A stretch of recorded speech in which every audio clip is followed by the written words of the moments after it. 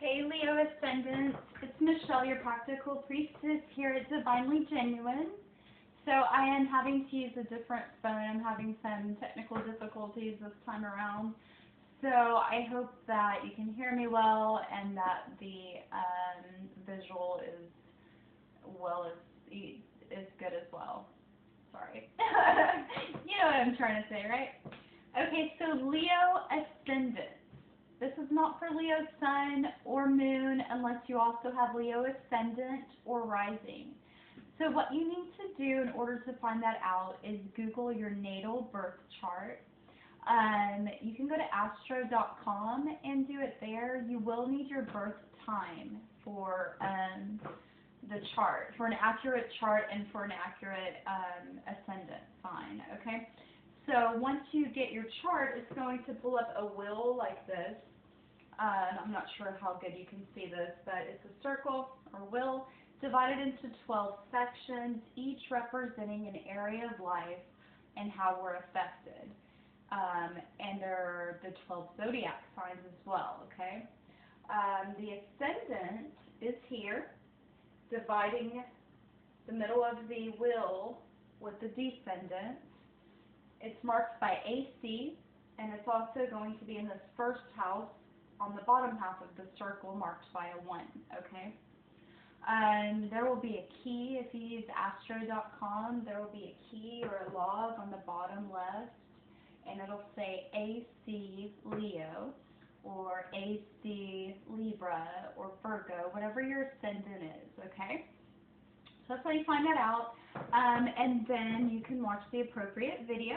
And I'm doing that with my tarot moon cycle readings so that I can add a little bit of astrology in there, okay?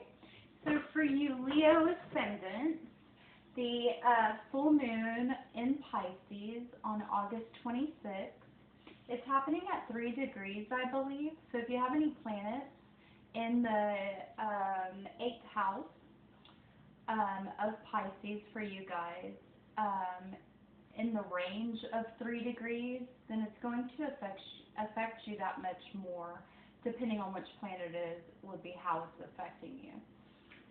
So yeah, Leo Ascendants, you guys will be affected in your 8th house.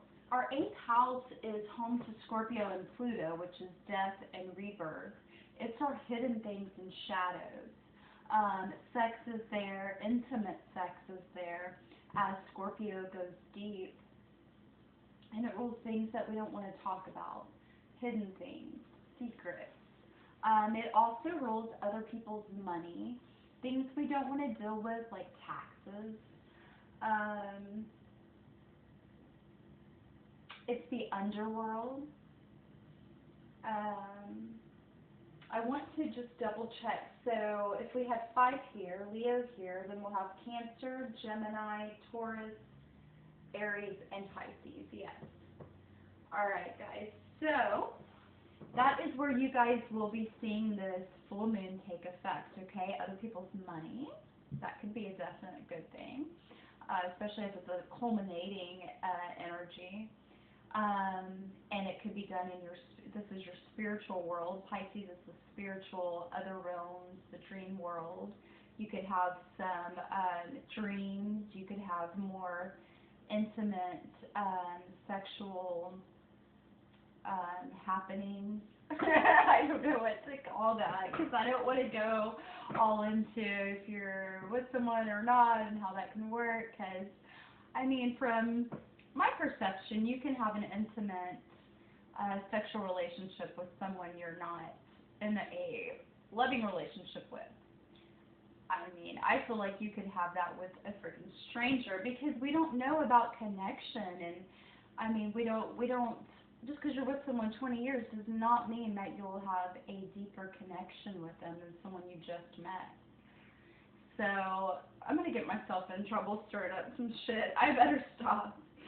Okay, so I have communed with Spirit and blessed the deck for you guys. Let's go ahead and cut it for you. And again, this is Leo Ascendant for the August 26th full moon in Pisces. We're We're doing the 3-card spread using the Tarot Illuminati book by Tim Huggins and Eric Dune. And during Virtues, Healing Fairy cards, and we'll just do one of those like I normally do. Alright, let's get on into it. So we're starting out with the 6 of Pentacles reversed. Okay? So we don't want to, what was I going to say? We don't want to, well, the 6 of Pentacles reversed just means there's a bit of a block, some resistance, okay? So the 6 of Pentacles is representing the success of the philanthropist. Flow of resources, exchange of skill, time or energy for resources, asking for aid and receiving it. Humanitarian causes, compassion acted upon through aid. Charity work, ask and you shall receive. Yes, manifest. Where is it? Rewards, using resources to benefit others, harmony in daily life. Okay, that's really beautiful because, like we were saying, you guys are being affected in the 8th house and other people's money, so your resources can be flowing better at this time. Okay, now because it's reversed, there may be some restriction with how your resources are flowing to you, but all that tells me is that it's a heads up, it's guidance. So it's saying put a little more effort, okay? So you may have to put some more effort at this time.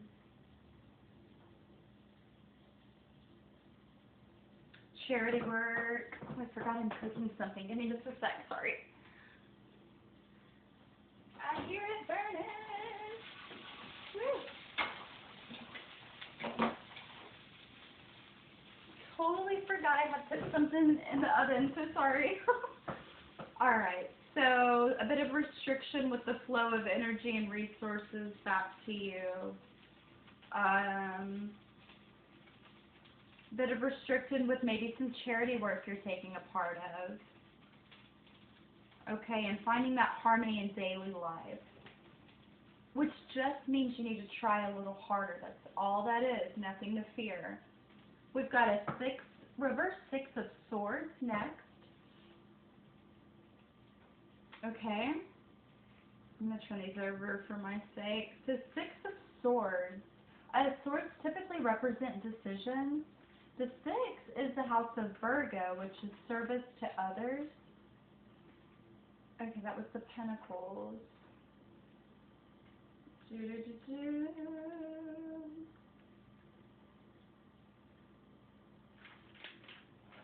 The escape of the mind. Transition. The mind exploring the process of learning and discovery. Testing hypothesis. The journey for its own sake. Escape. Getting lost and learning. Moving through uncertainty, endless seeking, learning something new will allow you to move on. Okay, so this is reversed right now. So the transition of what's going on new for you in regards to other people's money, something that has had a death or an ending, the transition, it feels a little restricting for you. Moving through this uncertain stage feels very restrictive, and that's okay. I mean, it doesn't have to feel very restrictive, but there's some restrictiveness.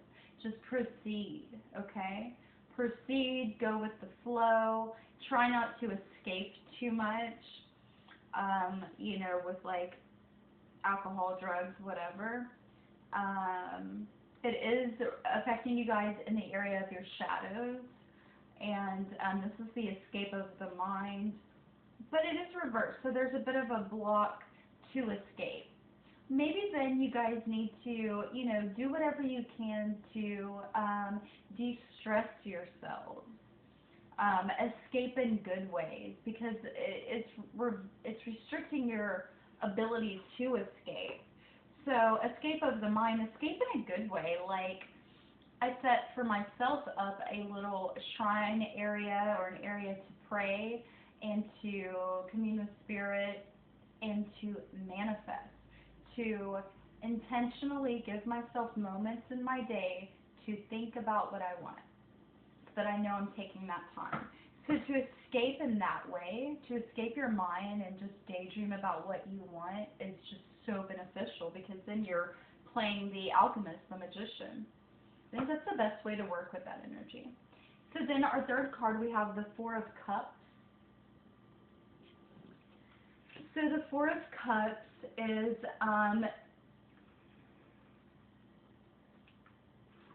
it's like, right, I was going to say it's like restrictive in love. It's the closed doors of the heart, which we've all done. If you've been hurt, you've closed your heart a bit, you know? It's opening it back up that matters. So it's past hurts leading to denial, despondency and disappointment, missing opportunities due to dwelling on sadness or the past, being closed to love, emotional stagnation, feelings of boredom, feeling like you have been dealt a bad hand. I'm really sorry if you guys are feeling that way, or if anytime during this full moon you will feel that way. Typically for myself, a moon in Pisces will cause me to be extra emotional, which makes sense. That is, you know, the water signs typically do that to myself during full moons, I've noticed. So know that it'll pass, you know, or if it's due to, you know, being the last card on this reading, if it's due to the lack of resources coming in and lack of ability to escape the worry in your mind, these feelings of despair will pass. They will, but at the same time, you can say, okay, I expect that's going to happen right now with my resources, so I'm going to do a different spin on my projects or my skills. And because I am getting this heads up about my mind at this time not being able to escape, I'm going to then intentionally find a way to dream about my desires more on a regular basis, so that I'm calling the law of attraction to serve me best. And then once you have your mind right, focused on the good things you want, the emotions will follow. You know, so whatever you're going through that's closing your door of your heart to love, know that you have to open it, and it's okay to close it for a time. It's what you do to heal, you know.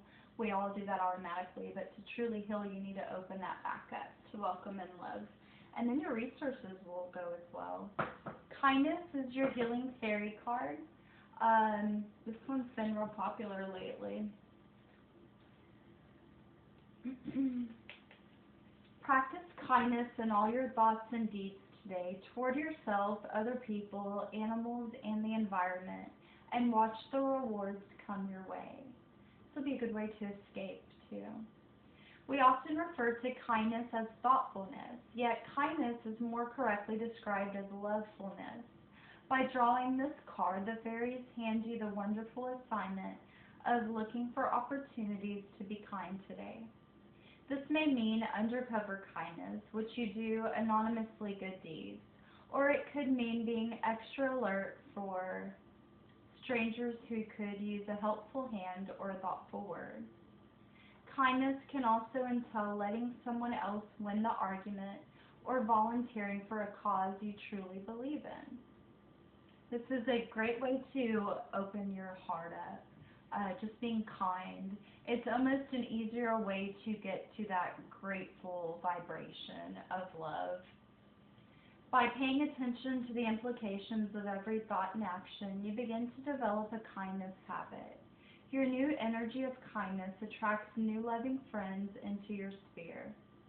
As you practice kindness towards animals, plants, and the environment, you develop a closer relationship with nature. Most important, when you are particularly kind toward yourself by thinking about yourself compassionately, and by taking out time for yourself, you're rewarded with a deep sense of inner satisfaction and peace. Okay. Awesome. Awesome, awesome, awesome. That's perfect.